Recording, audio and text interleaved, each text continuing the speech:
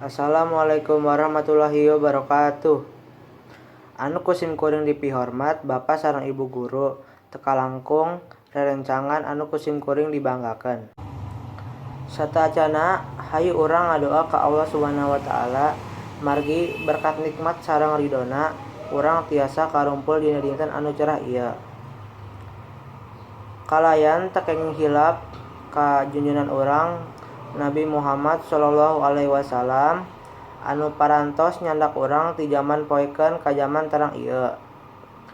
Nepangkeun nami abdi Anggara Faturrahman Kebeko ti kelas 11 IPS 2. Dina dinten ieu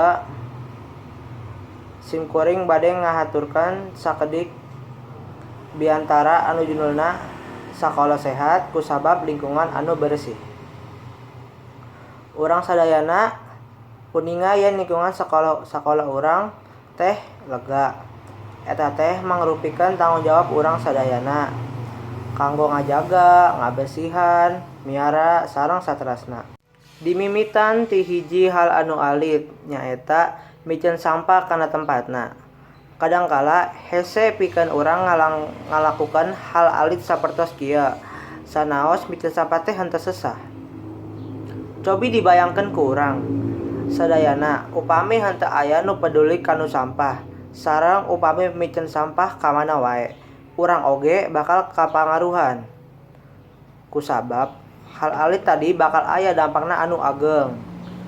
Sapertos janten tempat panyawat. Kusabab kitu urang tiasa ngamimitian ti diri urang heula, teras tiasa ngajak ka batur. Upami henteu urang, saha deui upami henteu ayeuna iraha deui. Kalimat eta tiasa dianggo salako sindiran supados urang ngawitan tiasa henteu kedah ngantosan batur nu sanes ngalakonan hal eta heula. Urang oge terang yen kabersihan teh bagian tina iman. Ku kituna hayu urang sadayana ngajaga kabersihan di lingkungan sakola. Kumargi eta tugas urang sadayana. Upami lingkungan urang bersih, urang oge bakal janten sumanget diajar. Mugia urang sadayana dipasihan sehat sareng tiasa ngurus lingkungan di sabeudeureuan urang. Amin.